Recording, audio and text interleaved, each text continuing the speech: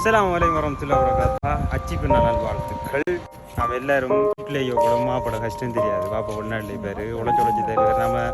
நம்மளோட பாட்டு திண்டுக்கிட்டு என்ன கலரில் உடுப்போடணுமோ எந்த மாதிரி உடுப்போடணுமோ எவ்வளோ கஷ்டம் இதெல்லாம் பாப்பா அம்மா கிட்ட கேட்டு வாங்கிடுவோம்.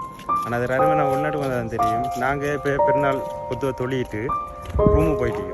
அப்பயும் ஒரு கூட்டம் வந்துட்டு வேலையை போகிறது ரெடியாக வேலையை போயிட்டீங்க. நீங்கள் நினைக்கிற மாதிரி இல்லை, எல்லோரும் வெளிநாட்டில் இருக்காங்க, நல்லா உழைக்காங்க.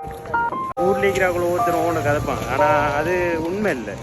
ஒருத்தர் கஷ்டம் அவனுக்கு தான் தெரியும். அந்த வெளிநாட்டில் அவன் போடுற கஷ்டம் அவனை தவிர ஒருத்தரும் தெரியாது. கேட்டால் சொல்லுவாங்க சாப்பிட்டீங்களான்னு கேட்டால் சாப்பிடுமா, காலை சாப்பாடு சாப்பிடுவேன், பால் சாப்பாடு சாப்பிடுவேன். ஆனால் அது உண்மை இல்லை. என்ற காலை சாப்பாடு ஒரு டீயும் ஒரு பண்ணையும் கடிச்சிட்டு போவாங்க. பால் சாப்பாடு கம்மணி சாப்பாடு வைக்கும், பிடிக்காம வைக்கும். ஆனால் அது திண்டு நானும் வேண்டாம் அடுத்த அன்னைக்கு உயிர் வாழ்கிறதுக்கு அது மட்டும்தான் அவனுக்கு வழி.